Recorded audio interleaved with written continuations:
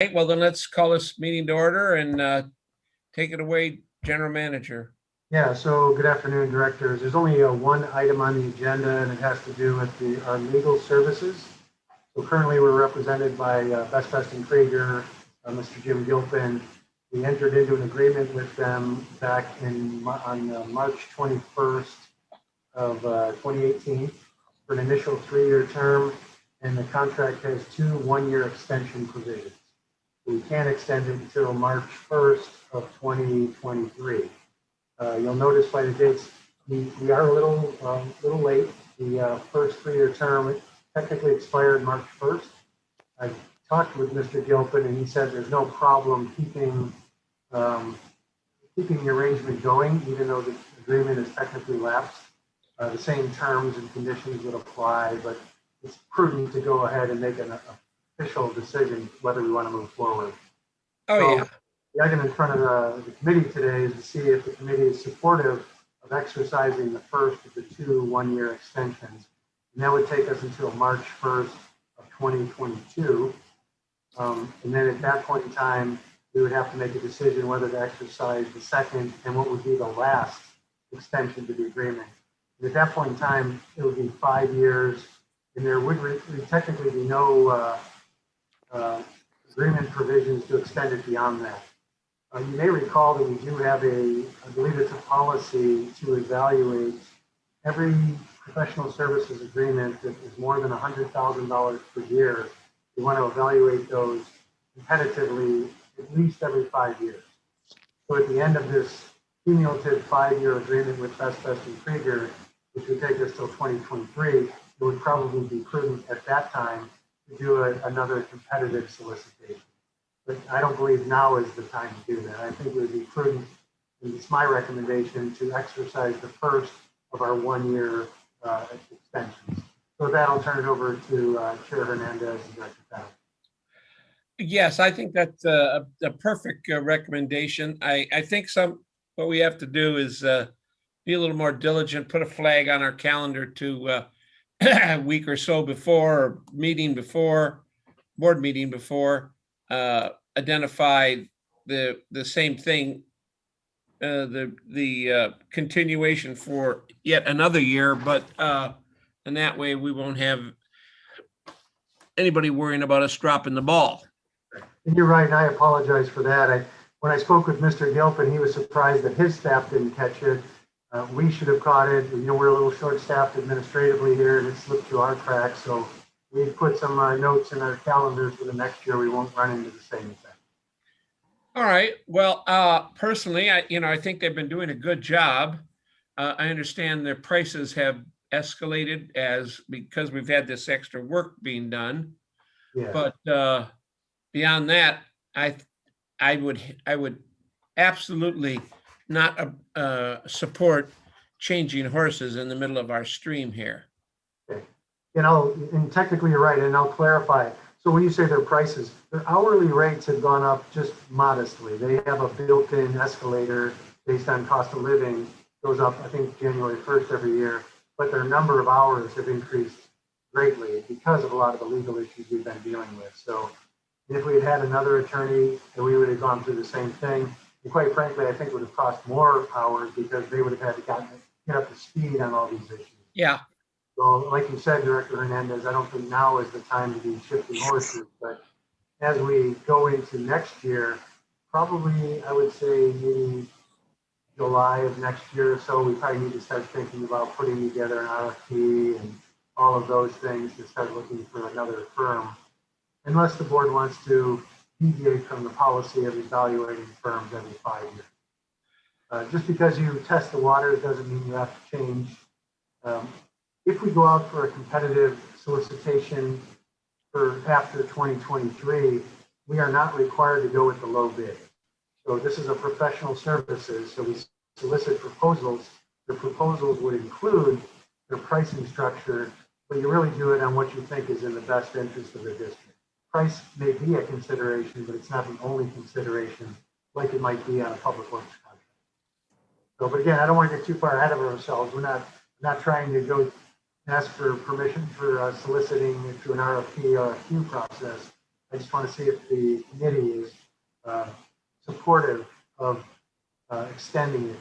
And then in addition to that, I would ask for some direction on whether it would be placed on the consent or the action calendar. Oftentimes we place routine matters on the consent calendar. They're very transparent. They're on the agenda. The board members can discuss them if they want. It's perfectly legitimate to do that. A member of the public, if they wanted to, they could ask that an item be removed. But typically, as you know, the consent calendar gets approved in one motion without specific conversations unless an item is pulled.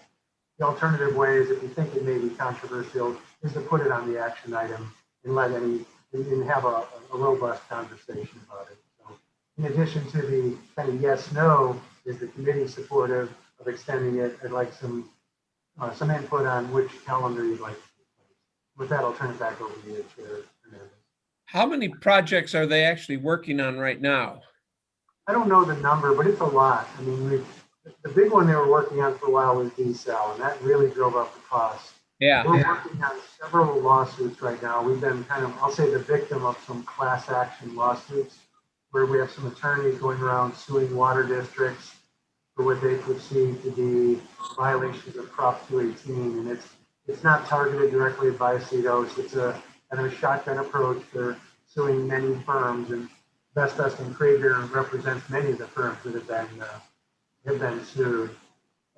There's a lot of PRAs, Public Records Act requests. If the committee would like, or if you think the board would like, we could develop a list of all the things that they're working on. They send in a monthly bill, and they itemize everything in excruciating detail about where they're spending their time, which gives me comfort. It makes it a lot easier to track all their labor hours. One of the things, they spend a lot of time on contracts too, and that's something the board never sees. So it may not be a lawsuit or anything like that, but as we're getting ready to get a contractor on board to build something or to design something, we have to have a lot of work and legal review that goes into those. So that's where they spend the bulk of their time. And then clearly things like attending board meetings, getting advice for committee meetings, all of those things, they really add up. Yeah, you might just have the list in your back pocket and set in case somebody pulls the item. Just a lot is a lot 5 or is a lot 25, and just a little more information from the rest of the board, in my opinion. Maybe what I'll do is I can do two things. I can create a total for each of the 3 years they've been here. So what has happened over time, and then maybe more of a detailed list about what they're currently working on to kind of justify it. For the committee's benefit, when we take this to the board, it'll probably be on the July 21st agenda. As you know, the July 7th meeting was canceled, so the next meeting we have available is July 21st. And until then, Best and Krieger will continue to represent Vallecitos under the terms of the existing agreement. You're not getting back till the 28th?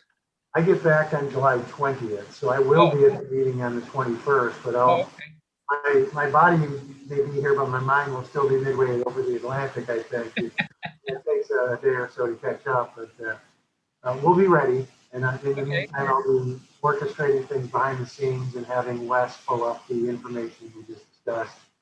I haven't heard direction from you guys yet, but my recommendation would be is let's put it on the consent calendar. I would say it's a routine item. If any board member of the public wants to pull it, we'll be ready for that as well. But whatever the committee would like us to do would be fine. Well, Director Pennick, what do you feel about that? Yeah, no, I agree with that recommendation. Put it on the consent calendar. But I also agree with you, Jim, is have something in your back pocket if we have a hand raised that says, well, I have some questions. And just for my knowledge, I'm happy with them too, like what Jim said. I'm happy with, Jim and all their counsel and what they're doing. Sorry for the noise. Can you hear me? Yep. My 2 questions. One, do they represent any other districts within like San Diego? They do. They probably represent maybe a half a dozen. And if you'd like half a dozen? You can get a list of those too. But they're one of the premier. So they're known throughout as to do. Okay. So you're saying they represent about a half a dozen other districts in the area. Yeah, that's my recollection. I'll get a list of those from Mr. Gilpin. Okay. And then, so on this also, like Jim said, it would be nice to have a heads up before, so this doesn't happen again. Yeah. Do we pay them? I know we hourly for their billable hours, but is it an annual contract billed month to month? Is it an annual contract paid annually? It's What- billed, they submit monthly invoices, but they give hourly breakdowns. So it's a very itemized, and if the committee would like to see one, I can forward a copy of one of their bills so you can see the level of detail. Gotcha. So the good thing about BBK, they're what we call a full service firm, right? They have specialists in all areas. You know, you have some generalists like Gilpin, but they have people that are experts in court. They have experts in human resources and contracts and rate litigation. They have experts in everything. So if you saw one of their bills, you probably see a dozen different names of attorneys on there that have provided services because they draw on their deep bench to give us the best service we have. Gotcha. Okay, no, I'm if Jim is as well, I'm totally fine with putting that on the consent calendar. Your recommendation on that, and see if there's any questions that come up if it just goes through. But I too am happy with what they've done. It would be nice to bid it out though, like you said, every 5 years. I guess we do that. Yeah. So let's assume if we fast forward a year from now, it'll be the last 1 year extension, right? So that'll be say roughly March of 2023. I'll be asking, I'm sorry, March of 2022, I'll be asking probably the committee and maybe the board if you want to exercise that last one. And if they say yes, that'll take us to March of 2023. But sometime during that last year, we'll go out and start doing solicitations. Right. I mean, so we're only 8 months away from that now. It sounds like I'm sorry? we're only 8 or 9 months away from that now. So yeah. So yeah, we'll start preparing that in the. You're right about that time frame. So, and it takes a while. Neither of you were on the legal and legislative committee last time it met, and I've been here 4.5 years at Vallecitos. And the committee had only met 2 times, I think, before today's meeting. In those meetings, maybe it was more than 2, but it was for the sole purpose of getting Best and Trigger on board. There was a point in time where a previous law firm, and Director Pennick, you probably don't know this, but it was Jeff Scott and Associates. And he had been with the district for 30 years, not as an employee, but as a legal counsel for over 30 years. So that was a long time. So the board at the time said, hey, maybe we should see what else is out there. We activated the legal committee. We went through an RFP process. We downlisted it to 4 firms. We did interviews, and Best and Krieger came out of that result. And I think it was in a March meeting of 2018, the board approved the contract, and their services actually started on March 21st of 2018 for 3 years with 2 1-year extensions. But so we'll go through, I imagine, a very similar process if the board wants to competitively evaluate it before the final 2023 expiration. Well, if we put it on the calendar for sometime in January of 22, we can do one of 2 things. We can either extend it after the March of, 2020, 2022 in January would either be an extension, or if the board chose an open up to RFP. Right. But yeah, I think that way that the board would have a chance to weigh in on it based on, and then we can also meet and have a recommendation, but at least we'll be ahead of the curve and nobody will yell at us. Yeah, it's pretty common down here that districts have law firms for long periods of time. Oh, yeah. That corporate knowledge and corporate history is very helpful. It was a transition for Best and Krieger when they first came on board because they had to learn everything that we did. There's always a learning curve, and hopefully when it's time to evaluate the new services, there'll be a lull and we won't be in the middle of a lot of lawsuits or anything like that. But you never know. We're in a litigious society and a very exposed industry. Jim, just for your little historical information, as Glenn mentioned, Jeff was on board for 30 years. I was happy with his service. We had some shift in the board membership, and a couple of the board members were wanting to do a little house cleaning. And so it came up, and Best and Krieger won the vote, and here we are. So, I don't think they've done anything so egregious as to ever change, but just being transparent. Next time or the time after that, going out for an RFP again, I think would be appropriate. I agree. What I might do is calendar something for, and that may be too early, but maybe near the end of this calendar year, while the two of you are still on the Legal and Legislative Affairs Committee. So maybe November, December, and say, okay, Best and Krieger. Because if the board wanted to undertake an RFP process and not take advantage of that last year extension, then we should probably get started in about December or January to go through the competitive solicitation. Yeah. So that we have somebody ready by March.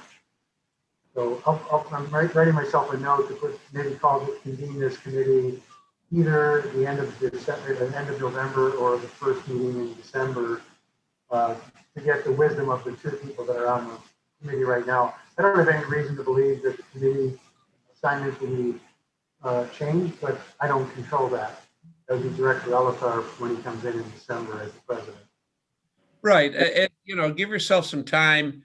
I'm sure you got the RFP in your word bank. Yeah. Putting that together and getting it out, interviewing, having it enough time. You got to give them at least 3 weeks, 30 days to do an RFP, get it back in. We've got to review them and then have final interviews. I mean, that's going to be a 90-day minimum process. Yeah. So, starting a little bit, in November might be the best solution, in my opinion. Yeah. Okay. I agree. And if nothing else, because Jim's at those meetings, so if nothing else, it just keeps them on to saying, hey, we know we're being chopped. I'm in the insurance business. So if I know I'm being chopped, I'm going to be honest and try and give the best rates so my customer renews on a regular basis. Yeah. So, if they know we're not shopping, Jim can easily say, hey, we could just, these guys will just renew with us for the next 10 years. We don't have to worry about them. But else, hey, no. Let's, it keeps Best and Krieger honest. Like, hey, let's keep our rates competitive and let's treat Vallecitos, with some TLC here, because they will shop us every 3 to 5. Yeah. Yeah, he was quite frankly a little embarrassed that his staff didn't catch the agreement expiration date. But everyone's dealing with a lot of COVID has changed everything, and people in the office, it's harder to access information. So, but no excuse, we should have caught it, and we'll catch it next time. Okay.